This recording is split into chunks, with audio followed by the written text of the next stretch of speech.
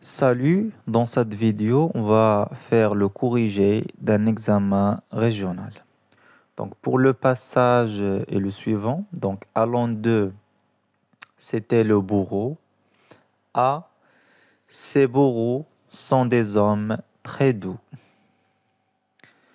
Donc commençons bien sûr après la lecture de texte plusieurs fois. Donc on va commencer par la première question.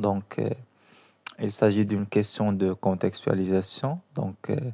Dans laquelle on trouve des informations sur le titre, l'auteur, le genre littéraire, le siècle, parfois la date de parution, etc., etc. Donc, pour le titre, c'est le dernier jour d'un condamné. L'auteur, c'est Victor Hugo. Donc, c'est un écrivain français du 19e siècle.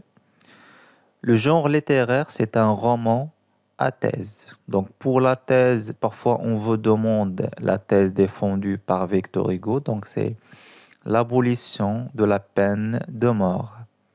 Donc pour le siècle, c'est le 19e siècle. Deuxième question. Donc pour situer ce texte, répondez à ces questions. Donc souvent on vous pose la question suivante, c'est où se trouve le condamné? Et donc, c'est une question qui se répète toujours. Donc, pour répondre à cette question, il suffit de connaître le chapitre. Donc, on est bien sûr dans le chapitre 48. C'est l'avant-dernier chapitre. Et puisque on est dans le chapitre 48, le condamné se trouve à l'hôtel de ville. Donc, on sait que la composition de cette œuvre, nous avons trois lieux, c'est-à-dire que le condamné va passer par trois lieux. Donc, le premier lieu, il s'agit de Bicêtre, donc du chapitre 1 jusqu'au chapitre 21, et du chapitre 22 jusqu'au chapitre 47, donc c'est la conciergerie. Et les deux derniers chapitres, c'est l'hôtel de vie. Donc, pour répondre à cette question, il faut connaître bien sûr le chapitre. Alors, B, combien de temps lui reste-t-il à vivre? Donc là, vous avez des choix. Est-ce que moins d'une heure, un jour ou bien une semaine? Dans ce chapitre, nous avons un indice de temps. Donc, c'est 3 heures sonnées. Et le condamné va être exécuté à 4 heures. Donc, la bonne réponse, c'est moins d'une heure. Troisième question, citez deux personnages présents dans ce texte. Donc, bien sûr, à part le condamné, nous avons le bourreau. Donc, le bourreau, c'est la personne chargée de l'exécution. Nous avons aussi le journaliste. Donc, bien sûr, dans le texte, nous avons un jeune homme près de la fenêtre qui écrivait avec un crayon sur un portefeuille. Donc, ça, c'est le journaliste. Et nous avons aussi le guichetier, à demander à un des guichetiers. On passe à la question suivante. Donc, comment appelle-t-on, d'après le texte, la procédure qu'on fait subir au condamné avant son exécution? Donc, c'est-à-dire avant d'être exécuté, le condamné doit, on va dire, suivre une procédure. Donc, comme l'indique dans le texte, c'est ce qu'on appelle la toilette du condamné. Cinquième question, relever dans le texte un indice qui montre l'importance de l'événement de l'exécution.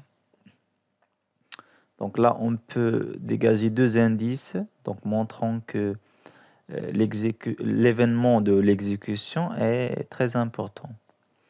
Donc là, nous avons la présence de la foule, comme l'indique la phrase suivante, j'ai reconnu que c'était la foule.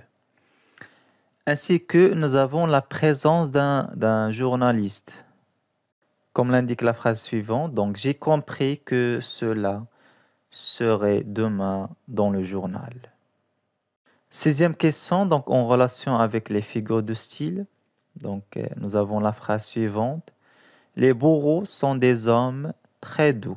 Alors, dans cette phrase, Le narrateur décrit les bourreaux, donc en utilisant l'adjectif doux, qui est renforcé bien sûr par l'adverbe très.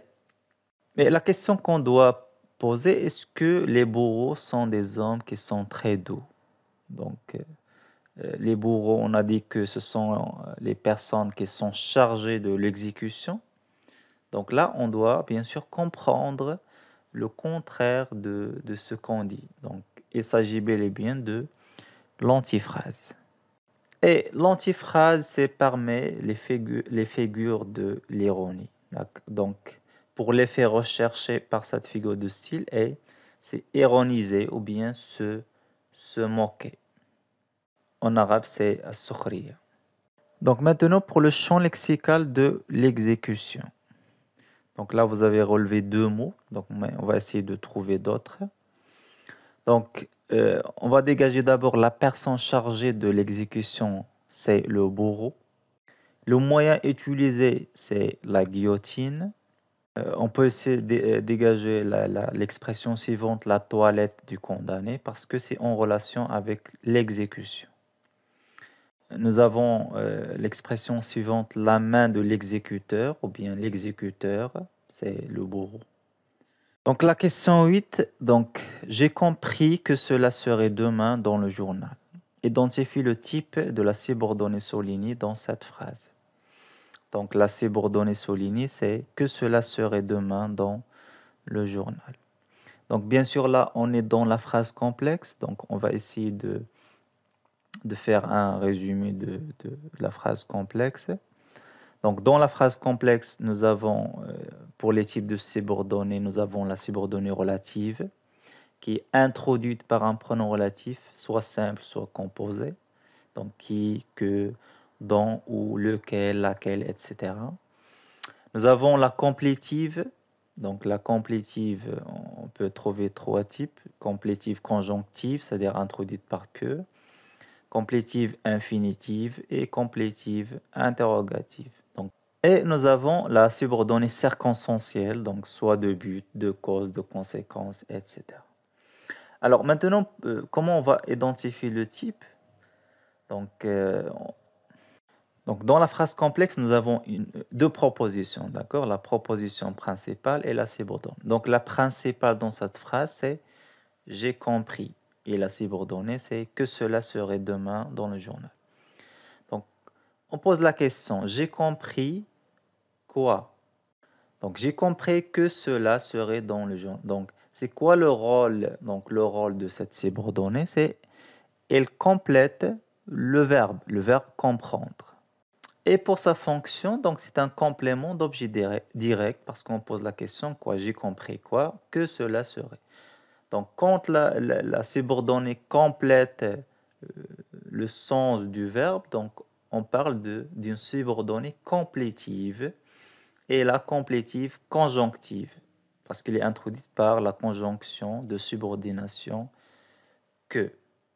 Donc, on passe aux questions de réaction personnelle. Donc, question 9. Exécuter un condamné en public est-il vraiment un spectacle? Donc, bien sûr, pour répondre à ces questions, donc on doit commencer par une expression d'opinion, comme selon moi, pour moi, de ma part, à mon sens, etc. Plus un verbe d'opinion, donc je pense que, je crois que, je trouve que. Et là, je cite mon opinion. Donc, je pense que le fait d'exécuter un condamné en public n'est guère un spectacle, mais seulement un moyen, donc pour donner un exemple, c'est-à-dire exécuter une personne en plein public, c'est donner l'exemple aux autres pour ne pas commettre des crimes. Question 10. Donc, si vous étiez journaliste, aimeriez-vous couvrir ou bien rapporter un événement d'exécution? Donc, ces genres de questions, donc comment on répond à ces genres de questions? Donc, bien sûr, on utilise une expression d'opinion, donc pour moi. Donc, pour moi, et si j'étais journaliste, donc si plus imparfait, d'accord? Plus conditionnel présent. Donc, si j'étais journaliste, J'aimerais couvrir un événement d'exécution, car cela peut donner l'exemple aux autres afin de penser 1000 fois avant de commettre un tel crime. Donc, la peine de mort, toujours un exemple pour les autres criminels.